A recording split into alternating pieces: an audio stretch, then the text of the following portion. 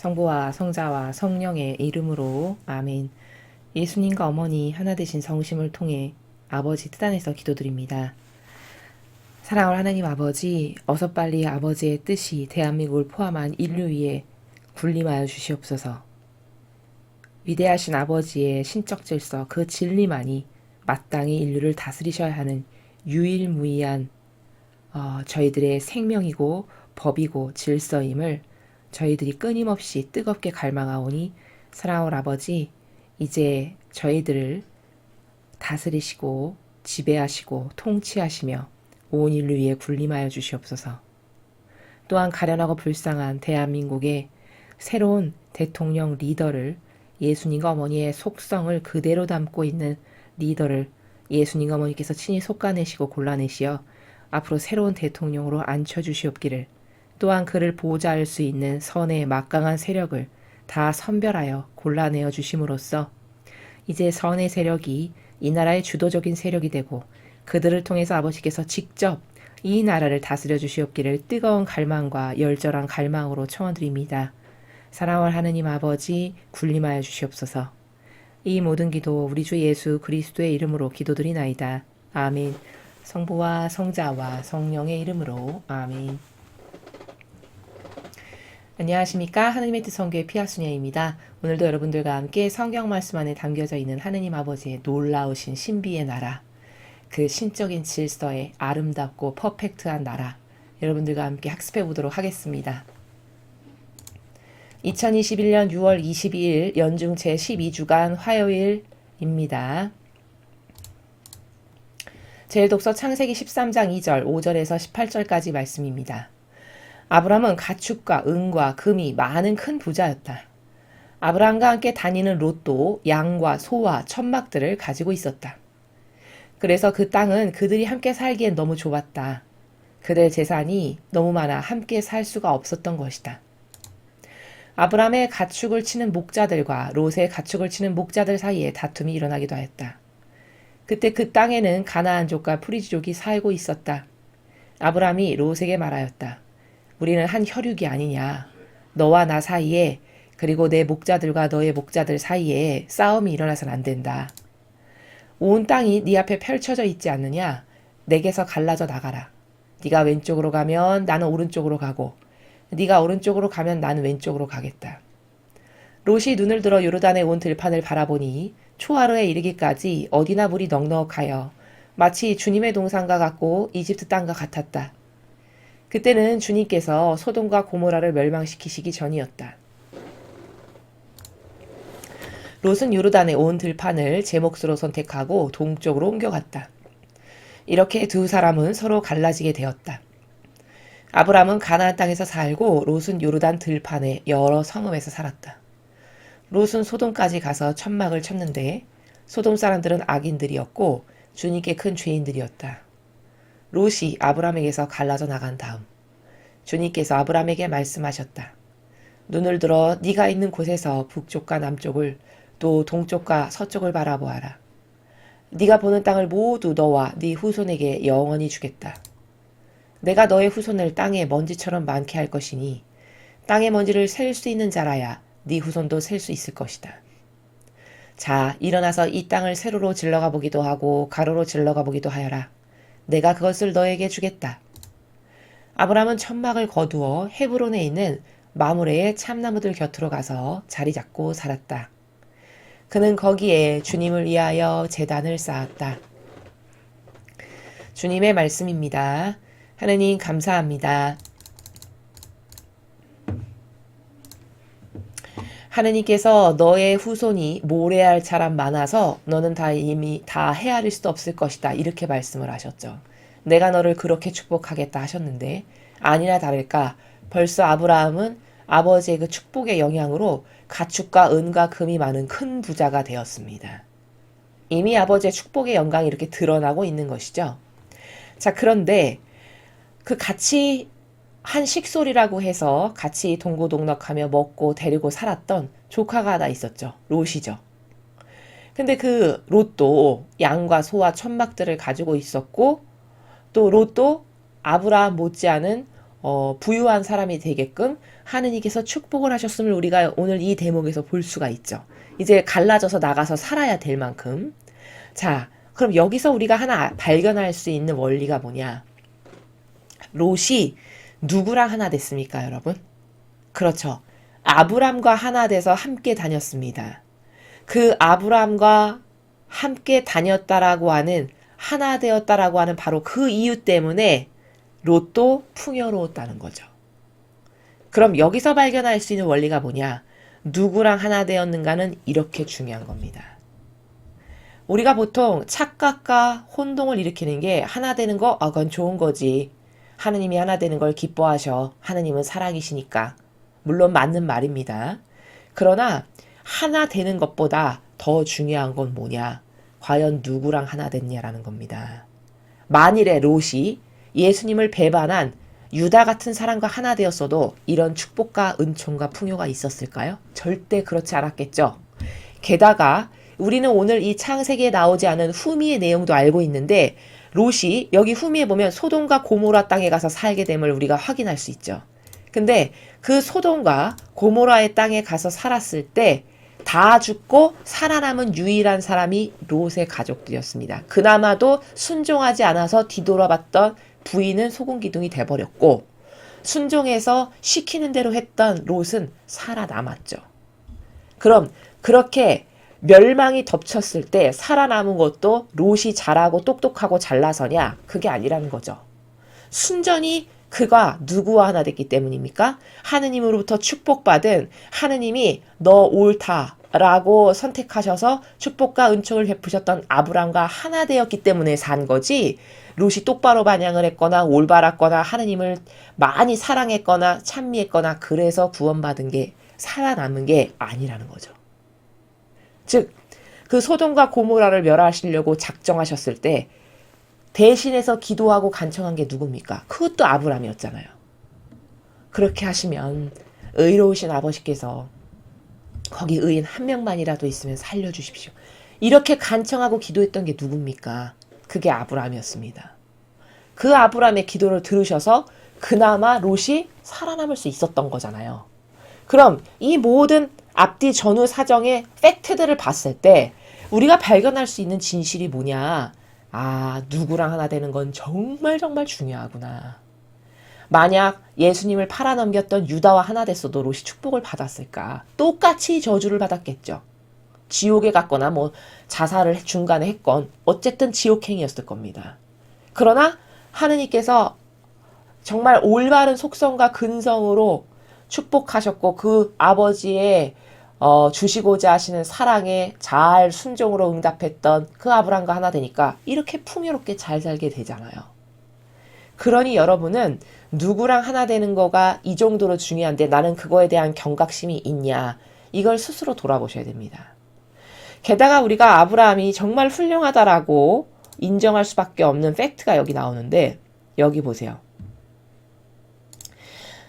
분열이 자꾸 생기는 거예요. 가진 게 많아지면 분열이 일어나고 싸움이 생기죠. 그렇죠?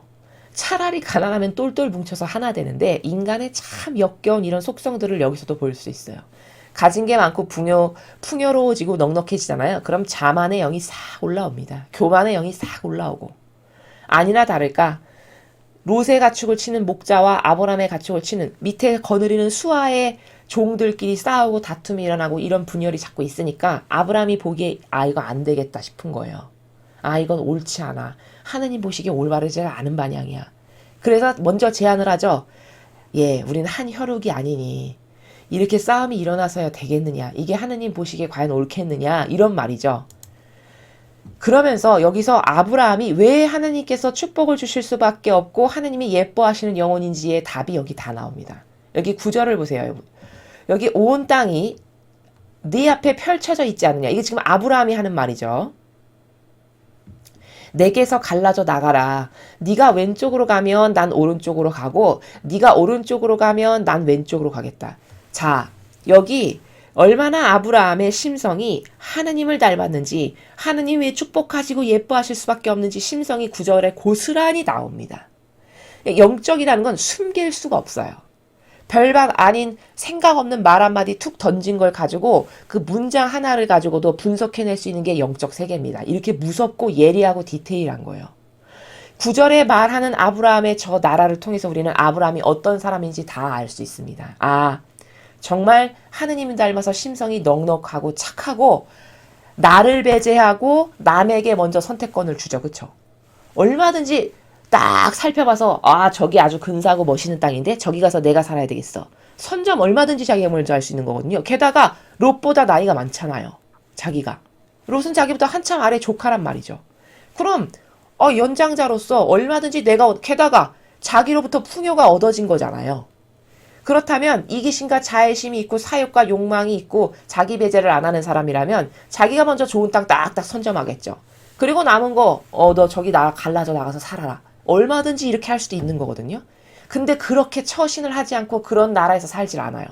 9절에 보니까 네가 가고 싶은 대로 먼저 가라. 네가 만약에 왼쪽 땅으로 가면 나는 반대인 오른쪽으로 가서 살 거고 네가 오른쪽이 좋다라고 해서 오른쪽을 선정하면 난 왼쪽으로 가마. 이렇게 자기 배제를 하는 아름다운 향기가 벌써 9절에서 나오죠. 이래서 롯에게 먼저 선택권을 줍니다. 그런데 10절을 보면 아브라함은 이런 사람이었어요. 이런 심성이고 이런 근성이니까 하느님께서 예뻐하실 수밖에 없고 이런 올바른 근성과 속성을 보시고 축복하신 거예요. 하느님 뭐 대강 아무렇게나 오늘은 쟤 한번 축복해 볼까? 이러신 분이 절대 아니시죠. 인간은 막연한 자기의 감성을 따르지만 하느님은 절대 그런 분이 아니십니다. 근거와 팩트에 입각하지 않은 건 하지 않으시는 분이에요. 뭐 그렇다면 냉혈한이시냐? 절대 그 말이 아닙니다. 어떤 은총과 축복 하나를 주시는 것마저도 공의로우시다고 하죠. 공의로우신 그분의 공정과 정의가 올바른 방향과 줄 수밖에 없는 다양한 그 영혼에게서 흘러나오는 아름다운 반향의 나라를 확인하시고 그것에 걸맞는 것을 주시는 분이 아버지세요. 그래서 반향이 그렇게 중요한 겁니다. 자, 그런 속성과 근성이 있으니까 아브라함을 축복하신 건데 아브라함이 이제 먼저 선택권을 탁 넘겼어요. 자, 그런데 롯의 인간성이 10절에 보면 예를 들어 롯이 똑바르게 질서의식이 있고 양심이 바르고 자기 배제를 할 줄 아는 사람이라면 만약에 아브라함이 이렇게 말했다. 그럼 어떤 나라의 어떤 행간에서 화답을 해야 될까요? 아닙니다. 제가 여태까지 이런 신세를 지고 덕분에 이런 은총과 풍요를 받아서 이렇게 잘 살게 되었는데 감히 저에게 먼저 선택권을 주시다니요. 먼저 선택을 하십시오. 제가 남은 땅으로 가서 살겠습니다. 이렇게 해야 되는 게 맞는 방향이죠. 만약에 그런 방향이 있다. 그럼 하느님께서 어떻게 보실까요? 저놈 보게. 훌륭한데? 탁월해. 이렇게 하고 축복을 주시겠죠. 절대 그런 반향을 하지 않아요. 롯이. 보니까 눈을 들어 요르단에 온 들판을 이렇게 어디 갈까 선택하는 거예요. 선택하라고 했다라고 해서 선택하는 이 자아가 딱 나오죠. 자기 배제가 안 된 모습이. 그리고 딱 보니까 저기 초하루에 이르기까지 저기 물이 넉넉하고 아주 풍요롭고 저기 가면 잘 살 것 같아. 그런 데를 딱 선택을 해요. 그런데 그렇게 해서 기껏 선택해서 롯이 간 데가 어디냐? 여러분이 다 아시다시피 소돔과 고모라죠. 여러분, 우리가 여기서 발견할 수 있는 게 뭘까요? 그렇게 자기가 좋아지기를 원해서 기껏해서 먼저 선택한 게 소돔과 고모라예요. 하필이면 그 멸망하시기로 작정하신 바로 그 도시. 그럼 왜 이런 일이 벌어질까? 이게 우연의 일치일까요? 절대 그렇지 않습니다.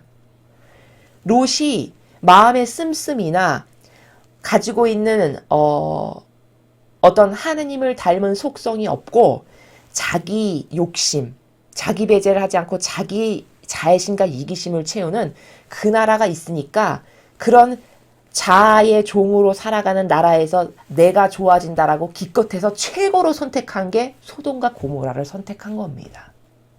여기서 우리가 놀라운 걸 발견할 수 있어야 돼요. 차라리 자기 배제하고 남이 선택하고 남은 것을 선택하는 아브라함은 더 많은 축복을 받고 더 풍요롭고 좋은 땅으로 가게 돼요.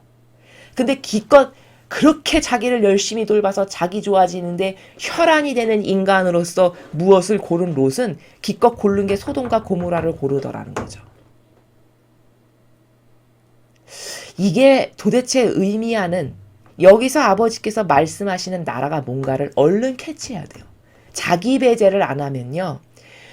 욕심껏 뭘 선택해서 가진다 한들 그게 절대 근시안적인 자기 눈에나 좋아 보일 뿐이지 그게 영원성이나 큰 거시적 관점에서 보았을 때나 내 영혼에게나 절대 좋은 걸 인간은 선택할 수 없습니다. 그 욕심과 자애심 때문에 더 꼬여서 오히려 더 안 좋은 것을 선택하기 십상인 게 인간의 그 자아의 종으로 살아가는 몹쓸 그게 그렇게 자기가 좋아질 거라고 선택하는 나라가 기껏해야 롯이 소돔과 고모라를 선택하는 그 나라더라는 거죠. 아, 이거 진짜 무서운 진리입니다. 여러분 한평생의 인생을 잘 돌아보세요. 그렇게 악착같이 내가 좋아질 것을 매 순간 선택했을 거 아니에요, 우리가. 진리 모르기 전에 우리는 어떻게 살았죠? 어떻게 하면 내가 조금이라도 더 좋아질까? 어떻게 하면 내 가족이 더 이득이 될까라고 해서 눈에 혈안이 돼서 손해보는 거는 웬만하면 선택 안 하고 다 좋아질 것만을 그렇게 열심히 선택해서 오늘날에 이른 게 우리들의 인생입니다. 자, 그럼 그렇게 매 순간마다 좋아질 거라고 해서 선택해서 오늘날에 도래한 결과의 나의 현재 모습이 과연 만족스럽냐? 만족스럽지 않잖아요. 영적으로 보았을 때. 차라리 아브람처럼 다 맡겨드리고 내어드리고 다 하느님께서 주관자시니 아버지께서 가장 좋은 것을 어련히 나에게 주시겠어. 이 마음의 나라에서 그저 어느 순간에나 자기 배제를 하고 다 양보하죠. 이 조카에게까지도. 다 네가 먼저 선택해라. 네가 좋은 거 다 해. 나머지는 내가 갈게. 그러니까 그게 오히려 하느님께서 역사하셔서 정말 가장 좋은 걸 아브라함에게 주시더라는 거죠. 이렇게 해서 무엇을 소유하게 되는 게 진짜인 거지 그렇게 얄팍한 이기심과 자애심과 내가 좋아질 거라고 해서 뭘 전전긍긍해서 악착같이 선택하는 거 그거 결국 선택해봤자 롯과 같이 소돔과 고모라 땅에 가서 기껏 선택한다는 게 거기 가서 사는 게 자기가 좋아진다라고 해서 선택하는 게 결과가 그거라는 겁니다. 이건 굉장히 많은 것을 함축적으로 포함하고 있는 아버지의 진리의 관점입니다. 인간은요, 그 자아가요, 여러분의 자아가, 이걸 이렇게 선택하고 싶고, 이걸 이렇게 선택하고 싶고, 요건 요게 좋을 것 같고, 그 선택의 모든 순간에 있어서 하느님을 먼저 우선시해서 아버지 어떤 거를 선택하는 게 좋을까요? 아버지께서 골라주세요. 저는 아버지가 골라주시는 게 가장 만족스럽습니다. 이런 선택으로 살았는가? 아니면 내 기호나 정서나 내 뜻과 내 기준에 근거해서 여기 좋을 것 같아서 이걸 선택하고 이렇게 이런 것 가운데서 살았는가? 그렇게 좋다라고 해서 선택한 게 기껏 해봤자 멸망할 도시 가서 이사 가서 사는 그 꼴밖에는 안 되는 게 진리를 모르고 자아의 종으로 살아가는 사람이 최선의 선택을 했다라고 하는 게 바로 그거라는 겁니다. 그럼 여러분은 여기서 놀라운 것을 발견하셔야 돼요. 아, 의탁하고 내어드리고 맡겨드리는 것. 하느님이 선택하시면 부작용이 없고 하느님이 나를 가장 잘 아세요. 내가 나를 잘할 것 같지만 우리는요 실제적으로 나를 잘 알지 못합니다. 내가 내 영혼을 나라고 하는 사람을 가장 잘 알 것 같지만 사실은 가장 몰라요. 나를 가장 잘 아시는 분은 내 뼛속 깊이 내 영혼에게 내가 어떤 속성을 타고 태어났고 그러니까 나에게 어떤 게 걸맞고 가장 좋은지 어떤 게 안성맞춤인지 그건 아버지가 가장 잘 아세요. 그럼 그 아버지께 나의 주권을 맡겨드리는 거죠. 아버지가 선택해 주세요. 아버지가 얼마나 저를 잘 아실 텐데 저는 아버지랑 완전히 하나 된 사람이거든요. 저는 용해됐어요. 만약에 아버지께서 선택하신 게 너에게 제일 좋은 거 저기 지옥의 불구덩이 그게 너에게 제일 좋은 거야. 저는 만약에 그걸 주신다고 해도 기쁜 마음으로 지옥의 불구덩이로 갈 겁니다. 아, 이러면 진짜 탁월한 거예요. 이런 사람이 다니엘과 같은 사람, 엘리야, 엘리사 이런 수많은 하느님께서 사랑하셨던 주님의 카리스마 넘쳤던 일꾼들이 다 이런 사람들이었습니다. 여러분도 오늘 이 아브람과 롯을 통해서 우리가 발견할 수 있는 건 크게 두 가지인데 첫째는 과연 누구랑 하나 되는 건 정말 중요하다. 내 현재의 축복뿐만 아니라 죽어서 내세에 이르기까지의 나의 영원성에 결부되기까지 정말 정말 중요한 거다. 누구랑 하나 되는 건. 두 번째, 아브라함과 롯의 차이가 도대체 뭔가? 왜 아브라함은 그토록 많은 축복을 받았는가를 보니 오늘 아브라함이 롯을 대하는 나라, 그 처신의 나라, 그 마음 씀씀이의 나라. 그런데 거기에 롯이 반향하는 걸 보니 롯은 전혀 아브라함하고 동떨어진 나라에서 늘 인간적인 자신의 기호와 정서와 경향 가운데 살아갔던 인간을 나타내요. 아브라함은 아버지 뜻에 완전히 절대 순종하면서 살아갔던 그런 영혼을 나타내는 거고요. 여러분은 어디에 해당하십니까? 그리고 그렇게 자기가 좋아질 거라고 전전긍긍하면서 돌본 결과가 고작 뭐냐? 도대체 뭐냐? 망할 도시에 네 발로 걸어 들어가서 사는 게 그게 선택하는 것들이다라는 거죠. 이거 정말 중요한 원리입니다. 하느님께서는 정말 우리의 진정한 아버지세요. 나의 내면의 뼈, 골수, 세포 하나까지도 다 아시는 이런 분이 우리 아버지십니다. 그런 아버지를 신뢰하고 믿지 못한다? 그러면 아무것도 믿을 거 없는 거예요. 정말 세상에서. 아니, 본질의 차원에서 봤을 때 정말 믿을 게 없는 겁니다. 얼마나 어리석게 살아가는가, 인간이. 그리고 지금까지 얼마나 어리석게 살아왔는가, 수많은 시간을 낭비하면서 이런 것에 대해서 우리가 자성적인 목소리를 내면서 스스로를 반성하고 깨우쳐서 자아라는 게 고작 꼴랑 이 정도밖에 안 되는 거구나. 자아를 따르면서 살아가는 인간이 절대 이 나라에서 살면 망하겠다. 이것에 경각심을 가져서 각성하는 거. 그게 오늘 우리가 이 일독서를 통해서 반드시 깨달아야 될 나라다라는 것을 말씀드립니다. 자, 계속해서 오늘 주신 복음 말씀 함께 보시겠습니다.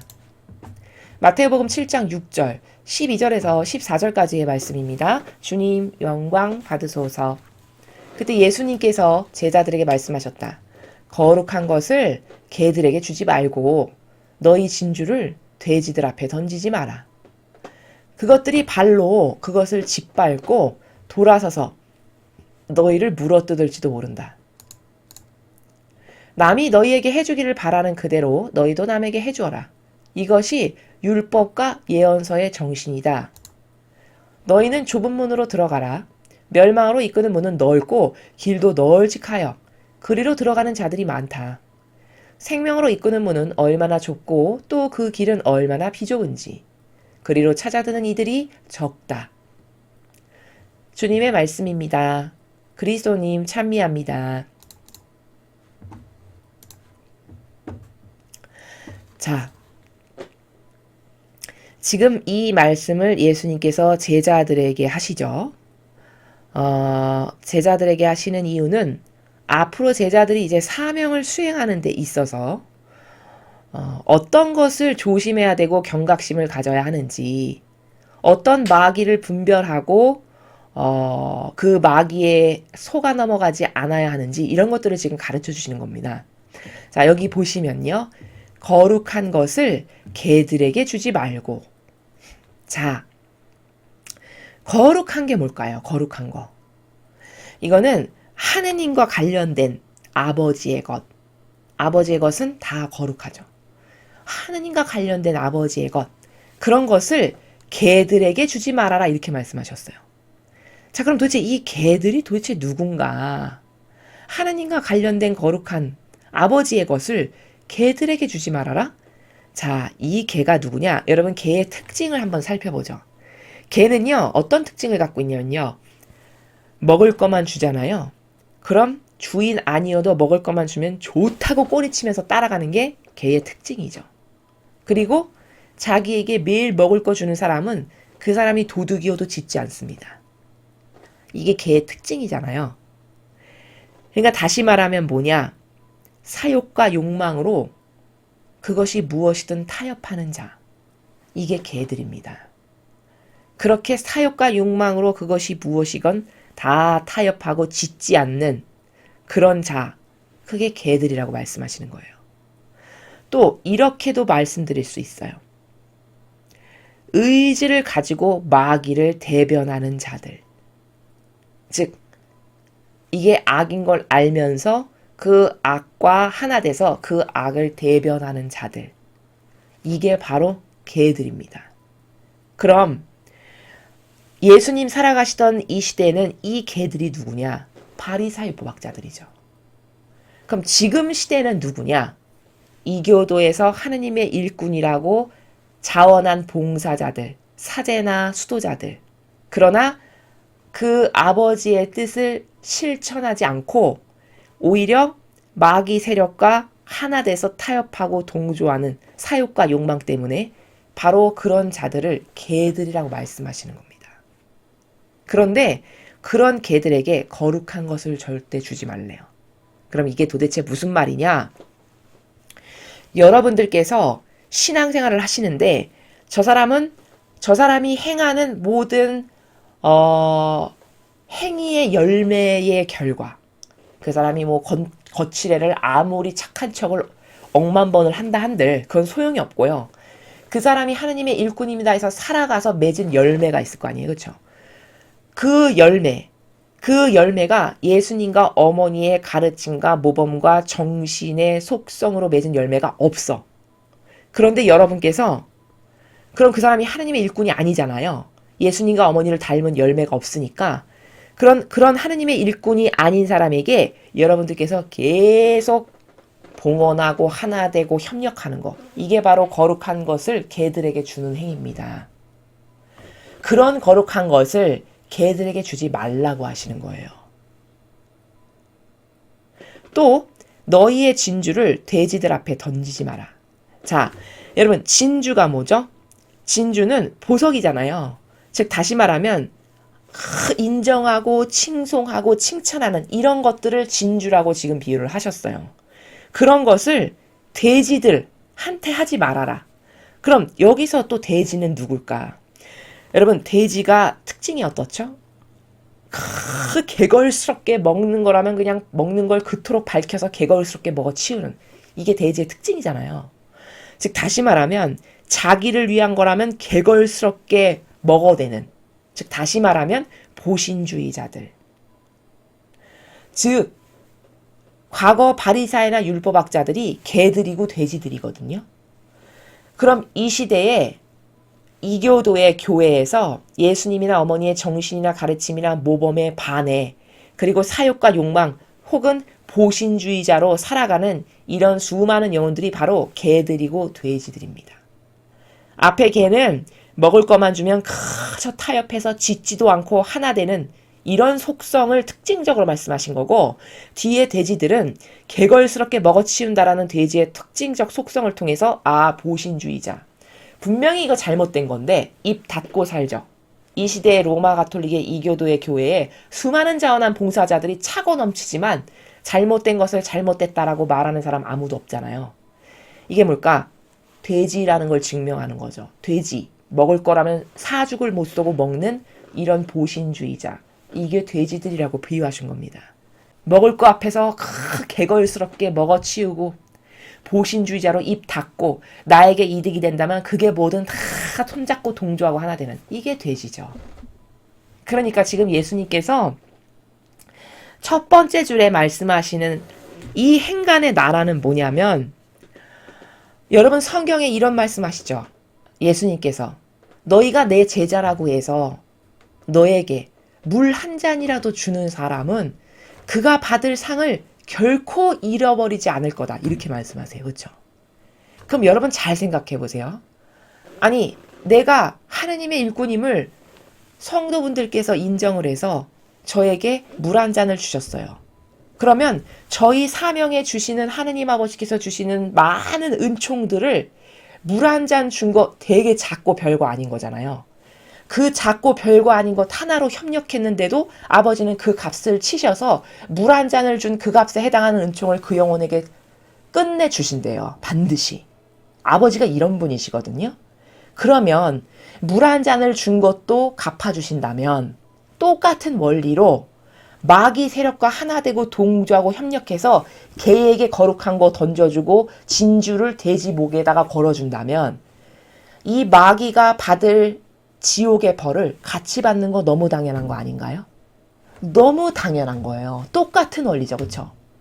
나를 진짜 저 사람이 하느님의 일꾼이라고 생각해서 저 진짜 주님의 일꾼이시구나. 목마르시겠네. 해서 물 한 잔을 주었어요. 그럼 그 물 한 잔이라는 거는 지극히 사소하고 작은 걸 말씀하시는 거거든요.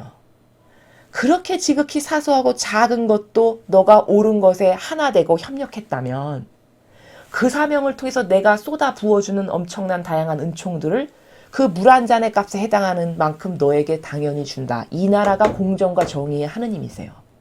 그럼 누구랑 하나 되는가가 진짜 중요하죠. 이 성경의 원리에 근거한다면.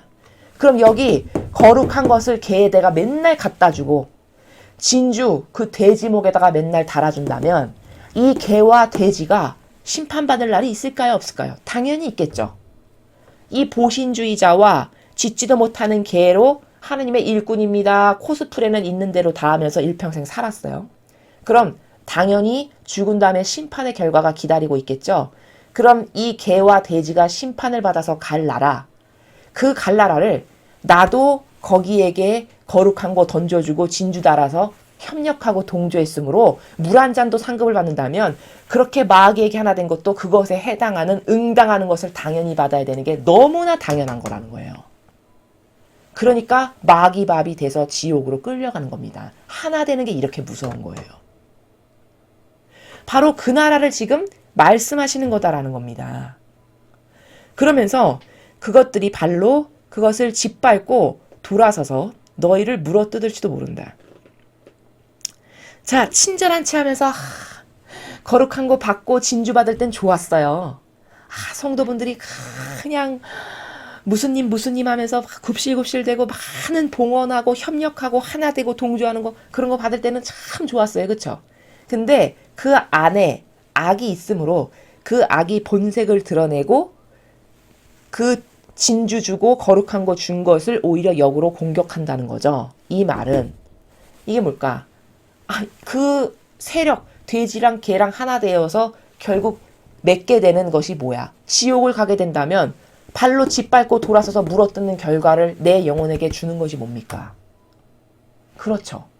바로 그런 것을 지금 말씀하시는 거예요.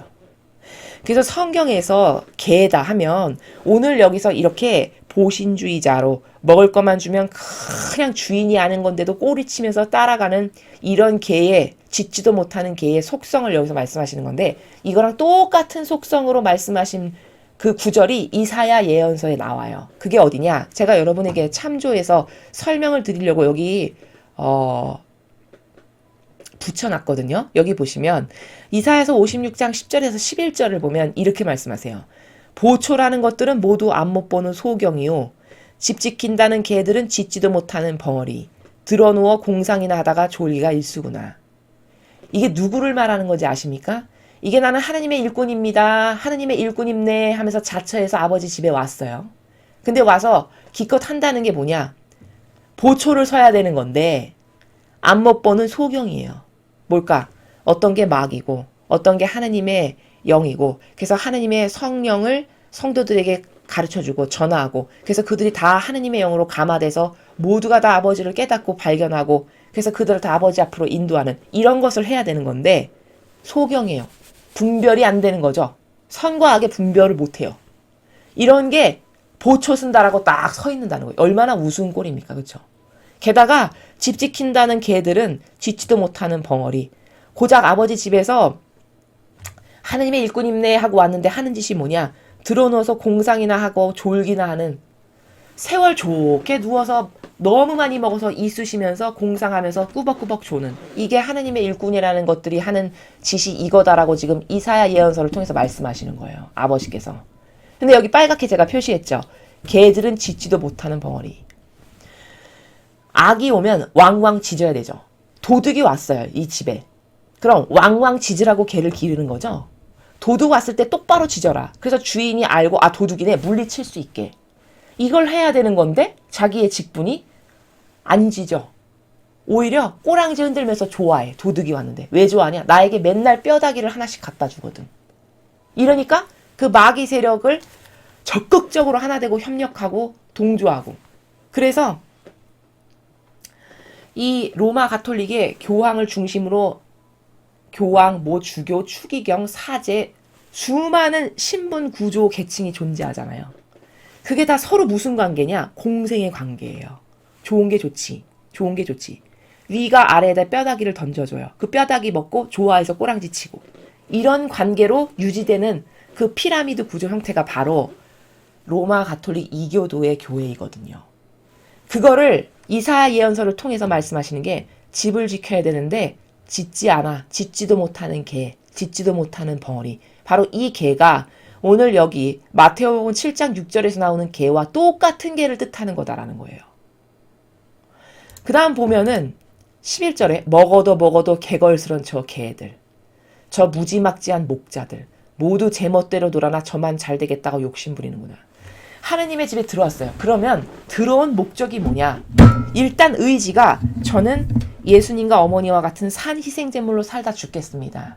그 모범이 너무 아름답고 탁월하니까 어차피 한 번 살다 죽을 인생 저는 그 모범으로 살다 죽겠습니다. 이 의지를 가지고 자원해서 하느님의 집에 들어와야 되거든요. 근데 아니에요. 그게 자기에게 자기의 사욕과 욕망을 채우고 보신주의자로 살기에 딱 좋은 곳이 이교도의 교회예요. 돈을 벌기를 하나, 그쵸? 식솔 걱정을 하기를 하나. 수많은 신자들이 매일 봉헌하죠. 그냥 무슨 님 존경하고 온갖 영예와 영광을 다 가져다 주죠. 사랑 많이 주고 존경 그저 다 주고. 이게 뭘까요? 보신주의자로 살기에 너무 좋은 거예요. 아무것도 안 하고 이나 쑤셔대고 여기 모두 제멋대로 놀아라 저만 잘 되겠다고 욕심부리는, 저건 사욕과 욕망으로 이 교회에 들어온 것을 말씀하시는 거예요. 그래서 먹어도 개걸스러운 개들, 그냥 풍요가 넘쳐서 신자분들을 통해서 주는 수많은 것들이 다 자기 거잖아요. 명예도 내 거, 존경도 내 거, 돈도 내 거, 사욕과 욕망 이런 거 다 내 거, 권한도 내 거, 다 내 거. 개걸스럽게 그래서 맨날 그것을 먹어도 줄지 않는 이런 개. 이게 바로 이사야 예언서에서 말씀하신 이 개가 오늘 이 앞에 복음 마태복음 7장 6절에 나오는 네가 거룩한 걸 개에다가 주면 안 된다. 하느님과 관련돼서 아버지의 것을 똑바로 예수님과 어머니의 모범도 행하지 않는 그런 와서 지 사욕과 욕망이나 채우는 이런 개에게 그런 것을 던져주면 안 된다. 왜? 그런 것을 던져줬다가 물 한 잔 주면 그 상급 받아서 은총을 받을 거라고 했던 똑같은 원리에 적용돼서 너는 그 개와 돼지에게 하나 된 그 협력과 동조의 대가를 받게 될 테니까. 그러니까 그런 것을 주면 안 된다라고 말씀하시는 거예요. 이해가 되시죠? 남이 너희에게 해주기를 바라는 그대로 너희도 남에게 해줘라.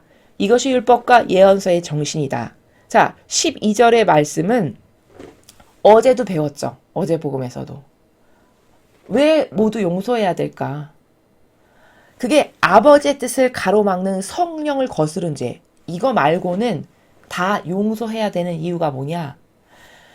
그건 나의 부족이 공의로우신 하느님 앞에서 용서를 받고 싶거든. 정직하게 나도 부족하니 저 사람의 부족도 당연히 내가 수용하고 받아들이고 용서해야 되는 거지. 이게 정직한 마음이라는 거거든요. 똑같은 나라죠. 12절도.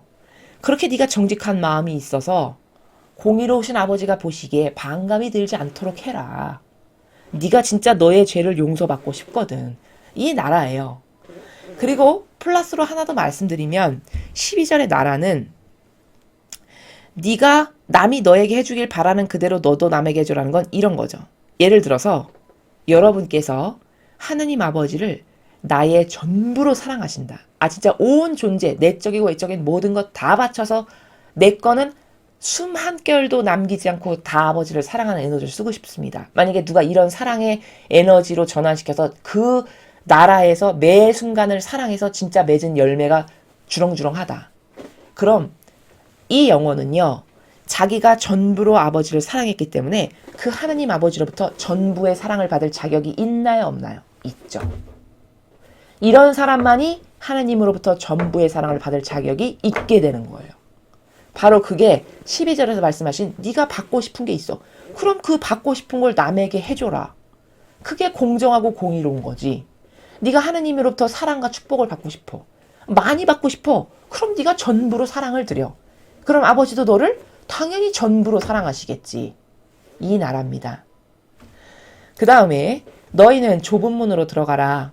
멸망으로 이끄는 문은 넓고 길도 널찍하여 그리로 들어가는 자들이 많다. 자, 여기서 알아야 되는 건 좁은 문이 뭘까요, 여러분? 좁은 문. 좁은 문. 이렇게 자꾸 비좁아가지고 들어가기가 불편해. 즉 다시 말하면 좁은 문으로 아무나 들어가는 게 아니라는 건 겸손한 사람만 들어가는 문이라는 거예요. 여러분, 겸손한 사람은 자기 배제를 철저히 한 사람이므로 입고로 자기를 내세우는 게 전혀 없죠. 그러니까 작은 자죠. 그 작은 자만 들어갈 수 있는 문이 좁은 문이에요. 그러니까 다시 말하면 자기 배제한 작은 자, 정직하고 겸손한 자, 그 자가 들어갈 수 있는 문이 좁은 문입니다. 다시 말하면 성모님과 같이 작은 자, 심지어 마귀가 도대체 어디에 계신지 찾아볼 수가 없을 만큼 너무 작으셔서 이랬다라고 증언하는 분이 성모님이시거든요. 그 정도로 작다. 그러면 좁은 문 통과하는 건 너무 쉬운 거죠. 근데 그런 문으로 들어가야 된대요. 너를 배제해라. 겸손하고 정직해져라. 그런 좁은 문으로 들어가는 거예요. 곧 구원의 문, 천상의 나라로 가는 문을 말씀하시는 거죠. 멸망으로 이끄는 문은 넓고 길도 널찍해요. 넓고 널찍한 건 누구나 다 슉슉슉슉 들어가는, 너무 쉽게 들어가는 거죠. 그렇죠? 그럼 이게 뭘까? 겸손하지 않은 자기가 큰 자아의 주인으로, 자아의 종으로, 자아가 왕인 것처럼 떠받들고 섬기고 사는, 그럼 자기가 엄청 큰 거잖아요. 하느님이 내 전부셔야 되고 내 주인이시고 주체이셔야 되는데, 아니 내가 주체고 내가 전부고 내가 주인이야. 그럼 내가 엄청 큰 거잖아요. 바로 그런 영혼들, 즉 자기 배제를 안 하는 영혼, 다시 말하면 겸손하지 않고 정직하지 않은 이런 사람들은 다 멸망으로 이끄는 큰 문과 길로 슉슉슉슉 지나다닌다는 거예요. 그러니까 너는 멸망이 아닌 승리로, 영원한 행복으로, 영원한 생명으로 가고 싶다면 너는 반드시 좁은 문으로 가야 되는데, 네가 승리하려면, 네가 영원한 생명을 누리려면 너는 좁은 문으로만 가야 되는데, 그 좁은 문으로 가는 게 비법이 과연 뭐냐? 너를 배제할 것, 정직할 것, 다시 말해서 겸손해질 것. 그럼 좁은 문으로 들어가는 영혼이 되는 거고, 그런 영혼만 승리하는 천상의 생명의 나라에 갈 수 있는 자격이 주어진다 라고 13절에서 말씀하시는 겁니다. 생명으로 이끄는 문은 얼마나 좁고 또 그 길은 얼마나 비좁은지 그리로 찾아다니는 이들이 적다. 자, 문이 좁고 길도 좁다. 이건 뭘까? 아무나 갈 수는 없는 거예요. 그렇죠? 쉽게 갈 수는 없는 거예요. 다시 말하면 왜 쉽게 갈 수 없을까?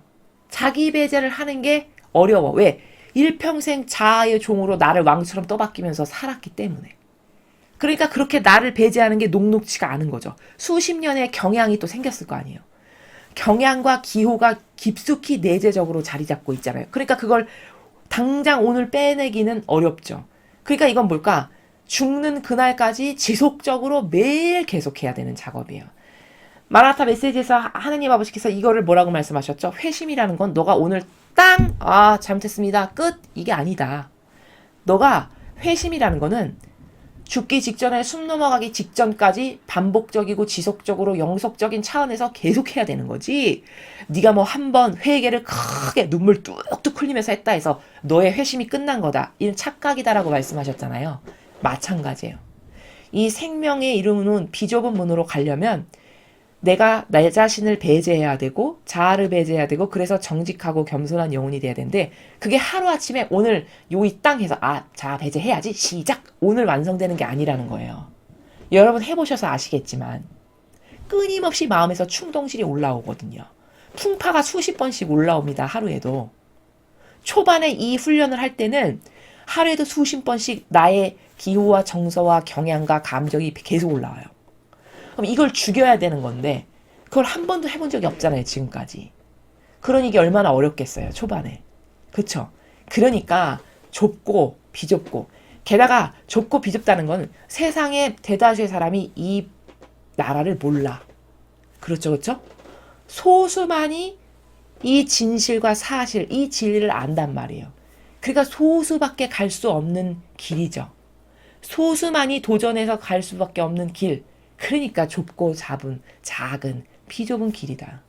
또 나 자신을 내 자아를 꺾어버리는 게 결코 그렇게 녹록치 않기 때문에 좁고 비좁은 길이다. 그러나 그럼 그게 불가능한 거냐? 절대 불가능한 건 아닙니다, 여러분. 여러분에게 간혹 이런 훈련을 스스로 집에서 하실 때 마귀가 와서 꼬드길 수가 있어요. 야, 예를 들면 이런 말하죠. 나의 마음 안에서 야, 네가 그런 걸 한다고? 네 수준에, 네 주제에 야, 퍽도 되겠다. 예를 들면 이런 마귀가 올 수 있습니다. 여러분이 어떤 것을 도전하려고 영적 목표를 딱 세우면 그것뿐만 아니라 기타 부잡단 여러 가지 악의 유혹이나 마귀가 와요. 그럴 때 이건 불가능한 걸 말씀하시는 게 아니라 세상에서 그런 것을 아는 사람도 없고 그러니까 도전하는 사람도 적고 게다가 자아라는 것을 오히려 자아 실현이라고 세상에서 가르치지 자아를 꺾어버리고 죽이라고 어느 학문에서 가르치던가요. 그렇죠? 이건 인간적인 자연법과 신적인 건 이렇게 정반대거든요. 그러니까 그런 경향과 환경과 사회적 문화와 풍토와 교육관에서 살다 보니 아예 젖어들어서 익숙하거든요.